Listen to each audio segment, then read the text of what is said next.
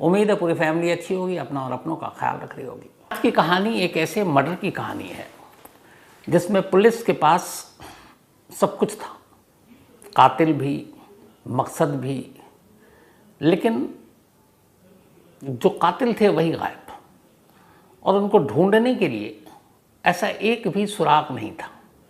अब इतने बड़े राज्य में या इतने बड़े देश में दो लोगों को ढूंढना है, और वो दो लोग ऐसे हैं जिनके पास ऐसा एक भी सबूत या सुराग वो लेकर नहीं चल रहे हैं जो अपने पीछे छोड़ जाएं और पुलिस उन तक पहुंच जाए।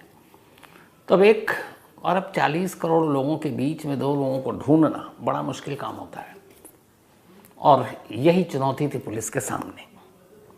लेकिन फिर कैसे 5 साल के बाद सारी चीज़ें सुलझती हैं, कैसे एक वाकया होता है और एक गलती, और फिर एक कहानी सामने आती है। कहानी कर्नाटक की है, कर्नाटक के बेंगलुरु की है। यहाँ एक परिवार रहा करता था। इस परिवार की मुखिया थी शशिकला। उनके हस्बैंड की डेथ हो चुकी थी बहुत पहले। ले देकर एक बेटा था, उसका नाम था संजय वासुदेव, और घर में संजय के अलावा शशिकला की अपनी माँ शांति कुमारी रहा करती थी, बल्कि शांता कुमारी। तो घर में ये 3 लोग रहते थे, वासुदेव अपनी माँ के साथ और अपनी दादी के साथ। पिता थे नहीं। माँ ने बड़ी मेहनत करके वासुदेव को कहा कि इसको पढ़ा लिखा कर अच्छा इंसान बनाएंगे, बड़ा आदमी बनाएंगे, और उसने माँ के सपने को भी पूरा किया। पढ़ने लिखने में बहुत होशियार, 10th और 12th के बोर्ड में उसने 90% से ज़्यादा मार्क्स लाए। उसको एस्ट्रोनॉट इंजीनियर बनना था, शौक यही था। माँ ने कहा ठीक है, हम तेरे लिए सब कुछ करेंगे। उसके बाद 12th पास करने के बाद एस्ट्रोनॉट बनने के लिए उसने इंजीनियरिंग कॉलेज में दाखिला ले लिया और अब पढ़ाई कर रहा है। निहायत शरीफ, बात करने में बहुत ही अदब तमीज़ वाला। बेंगलुरु के जिस इलाके में रहा करता था वहाँ के लोग भी उसके कायल थे कि बहुत सुलझा हुआ लड़का है, सिर्फ पढ़ाई पर ध्यान देता है, पार्ट टाइम को जॉब करता है और अपने घर पर रहता है। तो सभी लोग उससे बड़े प्रभावित थे। ज़िंदगी ठीक ठाक चल रही थी, बस घर में कभी कभार झगड़ा होता था, और झगड़ा माँ बेटे में नहीं, बल्कि माँ की अपनी बेटी के साथ या फिर दादी की पोते के साथ। और उसकी वजह एक थी, जो दादी थी इनकी संजय की, शांता कुमारी, वो थोड़े से पुराने ख्याल की थी, और उनका ये मानना था कि बाहर की चीज़ या बाहर का खाना नहीं खाना चाहिए। अब आजकल इस चीज़ पे तो बहुत सारे घरों में झगड़ा भी होता है। तो जब भी संजय या संजय की माँ शशिकला घर में कुछ बाहर से किसी रेस्टोरेंट से खाना लेकर आती, कई बार बनाने का मन नहीं करता, तो दादी भड़क जाती और वो कहती ये क्या है, ये सब चीज़ें नहीं लानी चाहिए, और वो फिर बोलना शुरू कर देती। तो कई बार माँ बेटी में झगड़ा होता, फिर पोता भी बीच में आ जाता। लेकिन फिर थोड़ी देर के बाद सभी में प्यार, सभी एक साथ घर में रहने लगते। ये सिलसिला चलता रहा। कई बार पड़ोसियों को भी पता था कि किस वजह से ये झगड़ा चलता था। लेकिन फिर धीरे धीरे अगस्त 2016 की बात है। अगस्त 2016 में एक रोज़ अचानक घर से दादी गायब हो गई। अब सिर्फ घर में माँ बेटे। अब चूँकि लोग एक दूसरे को देखते थे, मिलते थे, बातें करते थे, तो 70 साल की शांता कुमारी अब घर में है नहीं। तो पड़ोसियों ने पूछना शुरू किया संजय से, उसकी मम्मी शशिकला से कि दादी कहाँ गई या तुम्हारी माँ कहाँ गई। तो उन्होंने बताया कि वो हमारा एक कर्नाटक में एक और जगह है, वो वहीं उनके छोटे बेटे के पास चली गई हैं कुछ वक्त के लिए। तो उन्हें लगा बिल्कुल होगा, हो सकता है जा सकती हैं। तो खैर जितने लोगों ने पूछा सभी को सवाल का जवाब दे दिया कि वो अपने छोटे मतलब उनके भाई के पास गई हैं। वक्त बीतता रहा। अगस्त में वो गायब हुई थी। अगस्त 16 के बाद किसी ने देखा नहीं था।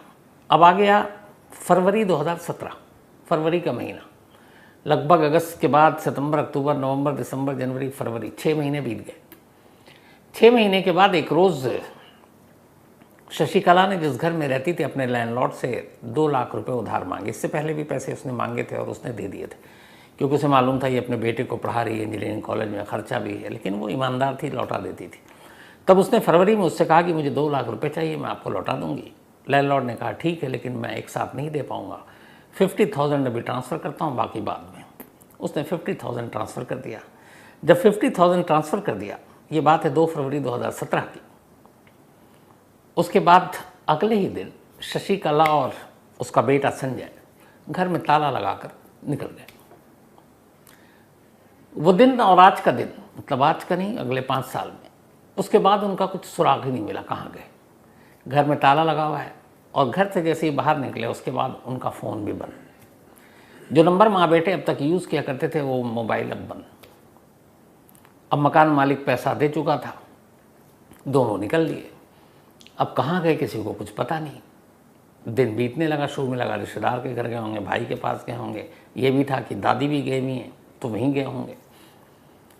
अब इस घर में एक चीज़ थी कि जहाँ पे ये रहते थे उसी घर में उसका एक मेन गेट था और उस मेन गेट का ताला लैंडलॉर्ड के पास होता था। उसकी वजह ये थी कि उस घर के अंदर दाखिल होकर वो जाता था अंदर मोटर चलाने के लिए। बहुत सारे जगहों पे देखता हूँ पानी जो आता है टंकी फुल करने के लिए, तो उसको मोटर चलाना होता था, तो सुबह और शाम 1-1 घंटा।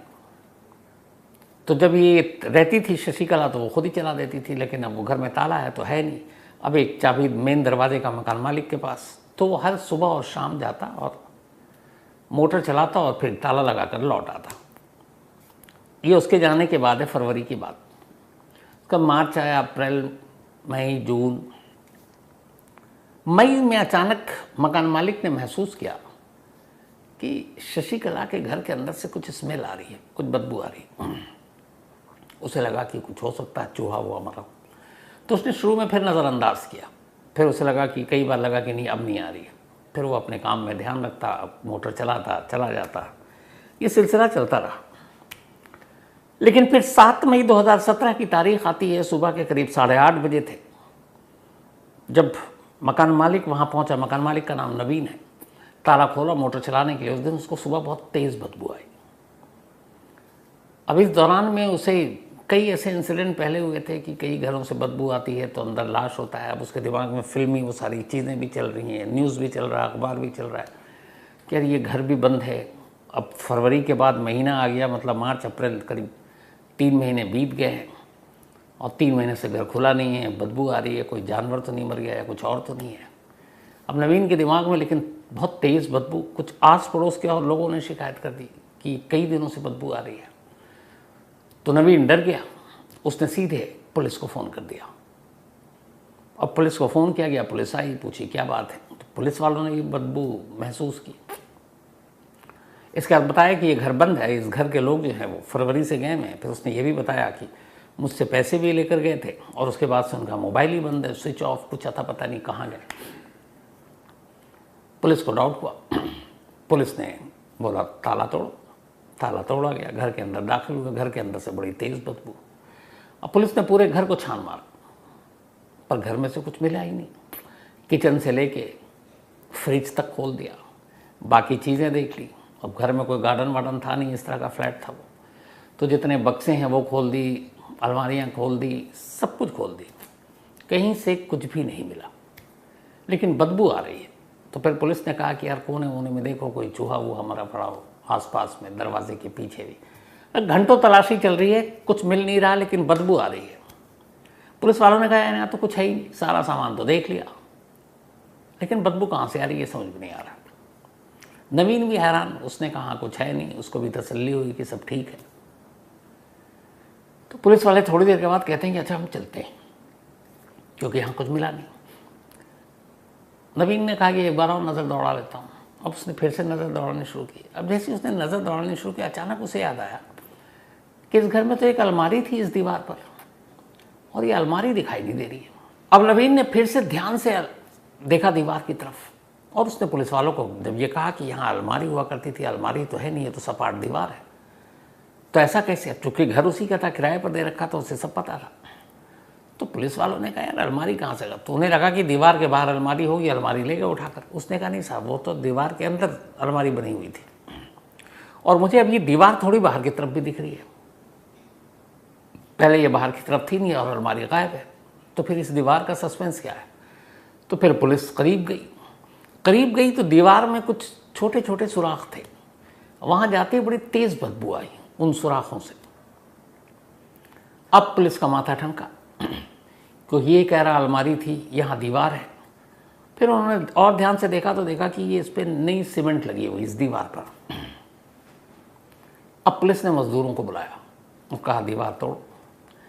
अब उस जगह पे जहाँ अलमारी हुआ करती थी उस दीवार को तोड़ने का काम शुरू हुआ। जैसे ही शुरुआती सीमेंट हटे, अंदर एक अलमारी दिखाई थी। नवीन सही कह रहा था, लेकिन वो अलमारी खाली थी और अलमारी बहुत गहरी और बड़ी थी। उस अलमारी के अंदर अब एक ब्लू ड्रम दिखाई दिया।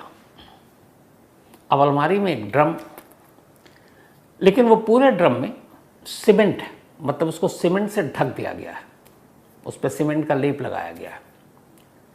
अब पूरी दीवार तोड़ने के बाद उस अलमारी से उस ड्रम को बाहर निकाला गया, जो नीले रंग का ड्रम था। उसके बाद उसके सीमेंट वेमेंट को तोड़ा गया, हटाया गया। जैसे ही ढक्कन खुला, बड़ी तेज बदबू आई। अंदर एक लाश थी। अब लाश किसकी पता नहीं। पुलिस ने उस लाश को फौरन अस्पताल भेजा, पोस्टमार्टम हुआ। जब पोस्टमार्टम हुआ तो डॉक्टर ने कहा कि ये लाश कम से कम 9 महीने पुरानी है। ये जिसकी भी लाश है, इसकी मौत अगस्त में हुई है, और ये बात अब मई की चल रही है, मई 2017 और अगस्त 2016। तो जब पोस्टमार्टम रिपोर्ट में ये मौत की टाइमिंग और मंथ वाली बात आई तो पुलिस फिर वापस पहुंची उसी घर पर। अब उन्होंने पूछताछ किया कि भाई यहाँ पे कोई ऐसा था जो पिछले 9 महीने से नहीं है। तब पड़ोसियों ने बताया कि हाँ, वो जो यहाँ पे शशिकला और उसका बेटा संजय था, वो दोनों तो थे, लेकिन संजय की दादी गायब हो गई थी। और हमने पूछा भी था अगस्त में, तब उन्होंने बताया था कि वो फलाने गांव गई हैं और उनके गांव में उनका भाई रहता है। अच्छा, कुछ ऐसे लोग थे जो उस गांव को भी जानते थे। पुलिस की एक टीम फौरन उस गांव पहुंची, पता किया तो उन्होंने कहा कि हम तो खुद ही तलाश कर रहे हैं उन तीनों को, न संजय का पता है, न शशिकला का पता है, न हमारी माँ का पता है। अब पुलिस को लगा कि कुछ गड़बड़ है। दूसरी एक और चीज़ अब क्लियर हो रही है कि अगस्त में इस घर से आखिरी जो है वो 2 फरवरी 2017 को लैंडलॉर्ड से 50,000 लेकर माँ बेटे निकल गए, और उससे 9 महीने पहले से, बल्कि 6 महीने पहले से माँ जो है वो, यानी कि संजय की दादी, वो गायब है। तो इसका मतलब है कि ये लाश दादी की है। फिर मरने वाली की उम्र का भी पोस्टमार्टम रिपोर्ट के बाद जानकारी मिल गई। अब शक के दायरे में माँ बेटे। अब माँ बेटे को की तलाश शुरू हुई, लेकिन तमाम तलाशी के बावजूद कोई सुराग ही न मिले। अब पुलिस ने जो पुराना नंबर था संजय का, उसको लिया और उसके पुराने रिकॉर्ड निकालने शुरू किए कि शायद उससे कुछ जानकारी मिले। तो उस नंबर से जब सारी चीज़ें निकालनी शुरू हुई तो फिर पुलिस को एक नंबर मिलता है, और वो नंबर जो था वो इत्तेफाक से उसी वक्त, जब अगस्त में जब दादी गायब हुई थी, तो उन्हीं दादी के दौरान ये सारी चीज़ें जो डेट मैच कर रही थी, उसके सारे नंबरों को पुलिस ने ज़ीरो इन करना शुरू किया। तो एक नंबर मिला जिस पे बहुत बात होती थी। जब पुलिस ने उस नंबर को खंगाला तो पता चला ये नंदीश नाम के एक लड़के का नंबर है। पड़ोसियों से पूछा गया, मकान मालिक ने बताया कि हाँ, ये संजय का दोस्त है, ये भी स्टूडेंट है, पढ़ता लिखता है, उसी के साथ। पुलिस ने नंदीश को उठाया और पूछा तो उसने कहा कि हाँ साहब, ये लाश दीवार में रखने की बात तो मुझे पता है, पर मैंने ना मर्डर किया है ना मैं कुछ जानता हूँ। बस इतना था कि उसने मुझसे हेल्प मांगी थी तो मैंने दीवार वार इसको करने में मदद कर दी, इसके अलावा मेरा कोई रोल नहीं है। अब ये क्लियर हो गया कि माँ बेटे ने कत्ल किया, लेकिन वो दोनों कहाँ हैं? तो पता चला नंदीश का कि वो दोनों जब यहाँ से गए तो हमें तो पता ही नहीं कि कब गए, ना हमें बताया संजय ने, ना आज तक पलट के फ़ोन किया है। अब उनका मोबाइल नंबर स्विच ऑफ और कोई ज़रिया नहीं। जितने रिश्तेदार थे, जितने दोस्त थे, सबके पूरे कर्नाटक छान मारे, कहीं कोई नहीं मिला। धीरे धीरे वक्त बीतता है। 17 के बाद 18, 18 के बाद 19, 20, इस दौरान कोरोना आ जाता है। अब कोरोना आ गया तो सारा मामला ठंडे बस्ते में। अब ये केस भी पुलिस भूल गई। इसके बाद फिर धीरे धीरे वक्त बीता तो कोरोना थोड़ा कम हुआ, तो फिर पुलिस ने कहा कि यार पुराने केसेस जो सॉल्व नहीं हुए हैं ज़रा उनको खंगालो। तब बेंगलुरु पुलिस ने ऐसे वो तमाम केस जो अनसॉल्व थे उनकी एक लिस्ट बनाई, और उस लिस्ट में एक ये भी आया, क्योंकि ये अखबारों में छपी थी खबर अजीब तरीके की, एक दीवार के अंदर एक ड्रम के अंदर एक लाश। तो लोगों की भी क्यूरियोसिटी थी कि आखिर ऐसा क्या है और क्या पोते ने माँ को दादी को मारा या फिर माँ ने अपनी माँ को मारा? इन सारे सवालों के जवाब भी चाहिए थे। तब पुलिस ढूंढ रही है। 5 साल बीत गया, 17 के बाद 22 आ गया। 22 में जब कोरोना कम हुआ तो पुलिस ने पुराने केसेस गड़े मुर्दे उखाड़ने शुरू किए। अब इस केस की भी तफ्तीश हुई, टीम लगाई गई कि पता करो कहाँ है ये। फिर से सारे परिवार, सारे रिश्तेदार, सब जगह ढूंढा गया, लेकिन कहीं कोई फ़ायदा नहीं। किसी को उसने कांटेक्ट ही नहीं किया, ना अपने स्कूल कॉलेज में, ना दोस्तों को। अब तभी एक पुलिस अफसर ने दिमाग लगाया। उसने कहा कि ये लोग कहीं किसी नए शहर में जाकर अपने आप को बड़े ही लो प्रोफाइल के साथ रखे होंगे, छुपे होंगे। लेकिन कुछ करने के लिए आजकल अपनी आइडेंटिटी बतानी भी तो ज़रूरी होती है। आप चाहे कहीं नौकरी करो या कुछ बैंक में अकाउंट खुलवाओ तो आपकी अपनी आईडी वाईडी कार्ड तो देना ही पड़ता है। तो फ़ोन नंबर तो यूज़ हो नहीं रहा है, लेकिन आधार था उनके पास, और आधार का नंबर पुलिस के पास भी था क्योंकि निकाल रखा था इनके नाम और पते पर। तो पुलिस टीम को ये लगाया गया कि ये पता करो कि इस नाम और नंबर के आधार कार्ड पर कहीं कोई ऐसी चीज़ किसी ने नौकरी या किसी और चीज़ में इस्तेमाल किया हो, क्योंकि उसका एक अलर्ट आता है। तब उस आधार कार्ड के ज़रिए अलग अलग, पहले तो कर्नाटक में, फिर कर्नाटक के बाहर ये चेक किया गया कि जो भी आधार से जुड़े हुए स्टाफ थे, लोग थे, कि भाई पता करो ये आधार कार्ड का कहीं इस्तेमाल हुआ है, इसका नंबर कहीं इस्तेमाल हुआ है, तो शायद कुछ मदद मिल जाए। अब लंबी कवायद थी, ट्राई किया गया, शुरू हुआ ढूंढना, लेकिन कोई फ़ायदा नहीं। फिर तभी अचानक 5 साल के बाद आधार ऑफिस से पुलिस को जानकारी मिलती है कि इस आधार को महाराष्ट्र के कोल्हापुर में एक बैंक अकाउंट खुलवाने के लिए इस्तेमाल किया गया, और उस बैंक का ब्रांच यहाँ पर है, और उसी नाम से ये अकाउंट खुला है, यानी कि संजय वासुदेव।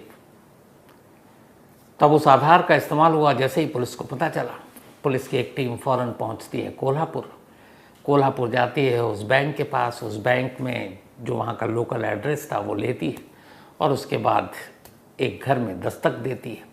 दरवाज़ा खुलता है, सामने माँ बेटे। पुलिस दोनों को उठाती है, लेकर बेंगलुरु लाती है। उसके बाद उनसे पूछताछ शुरू होती है। अब जब पूछताछ हुई तो पूरी कहानी सामने आई। कहानी ये थी कि अगस्त के तीसरे हफ्ते में 2016 एक रोज़ शाम को संजय कोचिंग से लौटा, माँ घर पर थी, तो वो गोभी मंचूरियन लेकर आया था बाज़ार से रात के खाने के लिए। जब वो गोभी मंचूरियन लेकर घर पहुंचा तो दादी ने फिर देखा बाहर से खाना आया। दादी हमेशा की तरह भड़क गई, अपनी बेटी और अपने पोते दोनों के ऊपर गुस्सा करने लगी। गुस्से में बात इतनी बढ़ी कि दादी ने अपनी बेटी पे हाथ उठाया। बेटी माँ का गला पकड़ने लगी। पोते को गुस्सा आ गया, और ये एक छोटी सी बात पे जो लड़ाई हुई उसमें 1-2 हाथ पोते के दादी के गले तक पहुँच गए, और थोड़ी देर के बाद जब वो हाथ ढीले हुए तब तक दादी मर चुकी थी। एक माँ के सामने एक बेटा एक और माँ का कत्ल कर रहा था, और ये सब कुछ हो गया। अब जब हो गया तब उन्हें लगा ये क्या, ये तो गड़बड़ हो गई। उम्र 70 साल थी। तो पहले उन्होंने सोचा कि एक काम करते हैं, 70 साल की उम्र, बुजुर्ग, ये बता देते हैं कि माँ की अचानक मौत हो गई, दादी की, और अंतिम संस्कार कर देंगे, किसी को शक नहीं होगा घर में मौत हुई है, ना पोस्टमार्टम ना कुछ और। बट दिल में जब चोर होता है तो बहुत सारी चीज़ें होती हैं। फिर उन्हें लगा कि नहीं, अचानक बताएंगे मौत हो गई, पड़ोसी कहेंगे शाम तक तो ठीक थी, और कोई कहीं जाकर पुलिस को बता दे तो पुलिस वाले आएंगे और हम लोग को पकड़ लेंगे। तो फिर ये हुआ कि हाँ ये भी हो सकता है, तो क्या करें। फिर ये भी डर था कि अगर अंतिम संस्कार करेंगे, घर से भाई वाई आएगा, बाकी लोग देखेंगे, लाश देखेंगे, गले पर निशान है, तो भी पकड़े जाएंगे। तो फिर माँ बेटे ने कहा नहीं ये ठीक नहीं है, तो फिर क्या किया जाए। तो ये हुआ कि उसने अपने एक दोस्त को फ़ोन किया, संजय ने, और उसने कहा कि एक तू ऐसे ऐसे बोरी और ये ले आ, और एक लाश को ले जाकर कहीं नदी में फेंकनी है। लेकिन अब घर से निकाल कर बोरी में ले जाना है लाश, वो भी डर लगा हुआ है कि कोई देख न ले, तो क्या किया जाए। तब फिर इन्होंने एक प्लान बनाया। घर में बड़ी सी अलमारी थी, एक ड्रम था, ड्रम के अंदर दादी को रखा, ड्रम के ऊपर सीमेंट लगाया, अलमारी पूरी खाली कर दी, अलमारी के अंदर ड्रम डाला और फिर वो पूरी दीवार जो अलमारी थी, अलमारी के ऊपर से पहले तो चारकोल लगाया और चारकोल के बाद उसको भी सीमेंट से उसका लेप लगा दिया और वो दीवार, अलमारी सब बंद, सारी चीज़ें एक एक होल तक बंद कर दिया ताकि कोई स्मेल ना आए। अब उसके बाद वो आराम से, ये अगस्त 2nd या 3rd वीक 2016 की बात है, उसका पूरा अगस्त, सितंबर, अक्टूबर, नवंबर, दिसंबर, जनवरी, फरवरी उसी घर में रहे। लेकिन फरवरी से उन्हें घर के अंदर चुके रहते थे, थोड़ी स्मेल आनी शुरू हो गई। अच्छा, बीच में वो हमेशा परफ्यूम लगा देते थे, जब स्मेल आती थी तो परफ्यूम लगाते रहते थे, लेकिन अब स्मेल बढ़ने लगी। तो अब दोनों को लगा कि यहाँ बहुत ज़्यादा दिन तक नहीं रह सकते, ये स्मेल बढ़ेगी, फिर पड़ोसियों तक जाएगी और हम लोग पकड़े जाएंगे, क्योंकि कभी ना कभी दीवार का राज खुल जाएगा। तो फिर उन्होंने कहा कि अब इस शहर को छोड़कर भाग चलते हैं। पैसे इतने थे नहीं, जो भी थे वो रखे। फिर उन्होंने कहा जब भागना ही है तो मकान मालिक को भी चूना लगा देते हैं। उन्होंने नवीन से कहा, पुराना उनका अच्छा रिकॉर्ड था, कि 2 लाख रुपए चाहिए। उसने कहा ये ले लीजिए, लेकिन 50,000 भी, बाकी के 1.5 बाद में। पर उनको इतना इंतज़ार कर नहीं सकते थे। जैसे ही 50,000 उनके अकाउंट में ट्रांसफ़र हुए, वो 2 फरवरी या 3 फरवरी 2017 को ही दोनों माँ बेटे एक रात आराम से घर से निकल गए, ताला लगाकर। और उसके बाद फिर वो वहाँ से पहुँचे सीधे भटकते हुए कोल्हापुर, महाराष्ट्र। और वहाँ इन दोनों ने बड़ी अपनी लो प्रोफाइल रखी, कोई मोबाइल नहीं, कुछ नहीं, अपना नाम भी एकदम शॉर्ट में बताते। और ये चूँकि एक एस्ट्रोनॉट की पढ़ाई कर रहा था, बहुत ही ब्रिलियंट स्टूडेंट, लेकिन उसे लगा कि यहाँ ज़्यादा अगर मैं कहीं एडमिशन ये वो लेता हूँ तो फिर पुरानी चीज़ें ना खुल कर आ जाएँ, दिल में डर था।